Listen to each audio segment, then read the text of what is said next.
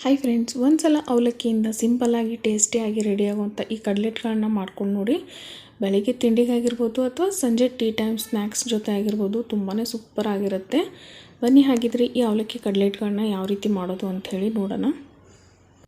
ನಾನಿಲ್ಲಿ 1 ಕಪ್ ಆಗುವಷ್ಟು ಅವಲಕ್ಕಿನ ತೊಗೊಂಡಿದ್ದೀನಿ. ಇದು ಮೀಡಿಯಮ್ ಅವಲಕ್ಕಿ.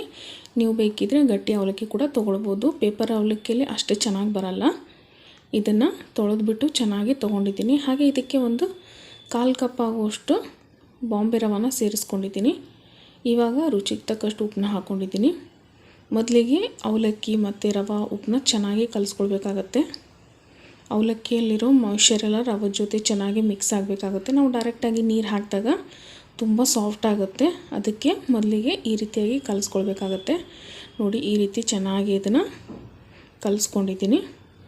ಇವಾಗ ಇದಕ್ಕೆ ಸ್ವಲ್ಪ ನೀರನ್ನ ಹಾಕ್ಕೊಂಡು ಚಪಾತಿ ಹಿಟ್ಟೆಲ್ಲ ಯಾವ ರೀತಿ ಕಲಿಸ್ಕೊಳ್ತೀವಲ್ವ ಆ ರೀತಿಯಾಗಿ ಕಲಿಸ್ಕೊಳ್ಬೇಕಾಗತ್ತೆ. ಒಂದು ಸಲ ಟ್ರೈ ಮಾಡಿ ನೋಡಿ, ತುಂಬಾ ಖುಷಿ ಪಡ್ತಾರೆ ಮನೆಯಲ್ಲಿ ಎಲ್ಲರೂ. ತುಂಬಾ ಟೇಸ್ಟಿಯಾಗಿ ಬರುತ್ತೆ ಕಡ್ಲೆಟು. ಜಾಸ್ತಿ ಗಟ್ಟಿನೂ ಅಲ್ಲ, ಜಾಸ್ತಿ ತೆಳುವಾಗಿನೂ ಅಲ್ಲ, ಮೀಡಿಯಮ್ ಹದದಲ್ಲಿ ಇದನ್ನು ಕಲಿಸ್ಕೊಳ್ಬೇಕಾಗತ್ತೆ. ನೋಡಿ, ಇದನ್ನು ಚೆನ್ನಾಗಿ ಈಗ ಕಲಿಸಿದ್ದೀನಿ. ಇವಾಗ ಇದನ್ನು ಮುಚ್ಚಿಬಿಟ್ಟು ಒಂದು 5 ನಿಮಿಷ ಇಡಬೇಕಾಗತ್ತೆ. ಸ್ವಲ್ಪ ರವೆ ನೆನ್ಕೊಳ್ಬೇಕು ಅಷ್ಟೇ, ಪೂರ್ತಿಯಾಗಿ ಅಲ್ಲ, ಸ್ವಲ್ಪ ನೆನೆದ್ರೆ ಸಾಕು. ಇವಾಗ ನೋಡಿ, ಇದು 5 ನಿಮಿಷ ಆಗಿದೆ. ಇವಾಗ ಇದಕ್ಕೆ ಉಳಿದಿರೋಂಥ ಇಂಗ್ರೀಡಿಯೆಂಟ್ಸ್ಗಳನ್ನ ಸೇರಿಸ್ಕೊಳ್ಬೇಕಾಗತ್ತೆ. ನೋಡ್ತಾ ಇರ್ಬೋದು, ತೀರಾ ಇನ್ನೂ ಸಾಫ್ಟ್ ಆಗಿಲ್ಲ. ಇಲ್ಲಿ ನಾನು ಸ್ವಲ್ಪ ಕೊತ್ತಂಬರಿ ಸೊಪ್ಪನ್ನ ಸಣ್ಣದಾಗಿ ಕಟ್ ಮಾಡಿಬಿಟ್ಟು ತೊಗೊಂಡಿದ್ದೀನಿ. ಹಾಗೆ 1 ಇಂಚ್ ಆಗುವಷ್ಟು ಹಸಿ ಶುಂಠಿನ ತುರಿದ್ಬಿಟ್ಟು ತೊಗೊಂಡಿದ್ದೀನಿ.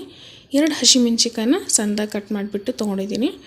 1 ಮೀಡಿಯಮ್ ಸೈಜು ಕ್ಯಾರೆಟ್ನ ತುರಿದ್ಬಿಟ್ಟು ತೊಗೊಂಡಿದ್ದೀನಿ. ಹಾಗೆ 2 ಮೀಡಿಯಮ್ ಸೈಜ್ ಈರುಳ್ಳಿನ ಸಣ್ಣದಾಗಿ ಕಟ್ ಮಾಡಿಬಿಟ್ಟು ತೊಗೊಂಡಿದ್ದೀನಿ. ನೀವು ಇದಕ್ಕೆ ಕ್ಯಾಬೇಜ್ ಹಾಕ್ಕೊಳ್ಬೋದು, ಹಾಗೆ ಬೀನ್ಸ್ ಕೂಡ ಸಣ್ಣದಾಗಿ ಕಟ್ ಮಾಡಿಬಿಟ್ಟು ಹಾಕ್ಕೊಳ್ಬೋದು. ಹಾಗೆ ನೀವು ಇದಕ್ಕೆ ಸ್ವೀಟ್ ಕಾರ್ನ್ ಕೂಡ ಸ್ವಲ್ಪ ಲೈಟಾಗಿ ಕ್ರಷ್ ಮಾಡಿಬಿಟ್ಟು ತೊಗೊಂಡು ಹಾಕ್ಕೊಳ್ಬೋದು.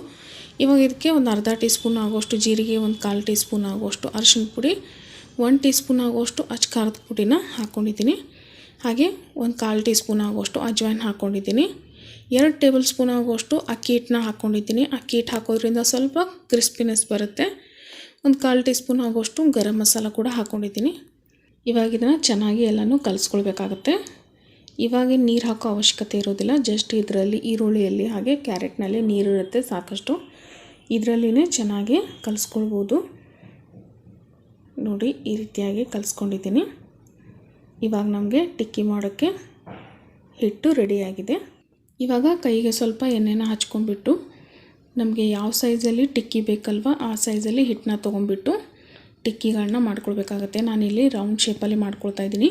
ನೀವು ಬೇಕಿದ್ದರೆ ಸ್ಕ್ವೇರ್ ಕೂಡ ಮಾಡ್ಕೊಳ್ಬೋದು. ಒಂದು ಪ್ಲೇಟ್ನಲ್ಲಿ ಎಲ್ಲನೂ ಒಮ್ಮೆಲೆ ರೆಡಿ ಮಾಡಿ ಇಟ್ಕೊಳ್ಬೇಕಾಗತ್ತೆ. ಜಾಸ್ತಿ ಇದನ್ನು ದಪ್ಪ ಕೂಡ ಮಾಡ್ಕೊಳ್ಳೋಕ್ಕೆ ಹೋಗ್ಬೇಡಿ, ಹಾಗೆ ಜಾಸ್ತಿ ತೆಳುವಾಗಿ ಕೂಡ ಮಾಡ್ಕೊಳ್ಳಿಕ್ಕೆ ಹೋಗ್ಬೇಡಿ. ಈ ರೀತಿಯಾಗಿ ಮೀಡಿಯಮ್ ಶೇಪಲ್ಲಿ ಮಾಡ್ಕೊಳ್ಳಿ. ಎಲ್ಲ ಹೊಸದಾಗಿ ಚಾನಲ್ ನೋಡ್ತಾ ಇದ್ರೆ ದಯವಿಟ್ಟು ಚಾನಲ್ನ ಸಬ್ಸ್ಕ್ರೈಬ್ ಮಾಡ್ಕೊಂಡು ನೋಡಿ. ವಿಡಿಯೋ ಇಷ್ಟ ಆದರೆ ಒಂದು ಲೈಕ್ ಕೊಟ್ಟು ಚಾನಲ್ಗೆ ಹೆಚ್ಚಿನ ಸಪೋರ್ಟ್ ಮಾಡಿ ಅಂತ ಕೇಳ್ಕೊತೀನಿ. ಹಾಗೆ ನಿಮ್ಮ ಫ್ಯಾಮಿಲಿ ಫ್ರೆಂಡ್ಸ್ ಜೊತೆ ಕೂಡ ವಿಡಿಯೋಗಳನ್ನ ಆದಷ್ಟು ಹೆಚ್ಚಾಗಿ ಶೇರ್ ಮಾಡ್ಕೊಳ್ಳಿ. ಇನ್ನೂ ನಮ್ಮ ಚಾನಲ್ಗೆ ಹೆಚ್ಚಿನ ಸಪೋರ್ಟ್ ಮಾಡಿ ಅಂತ ಕೇಳ್ಕೊತೀನಿ ಫ್ರೆಂಡ್ಸ್. ಇವಾಗ ನೋಡಿ, ನಾನು ಈ ರೀತಿಯಾಗಿ ಎಲ್ಲ ಟಿಕ್ಕಿಗಳನ್ನು ರೆಡಿ ಮಾಡಿ ಇಟ್ಕೊಂಡಿದ್ದೀನಿ.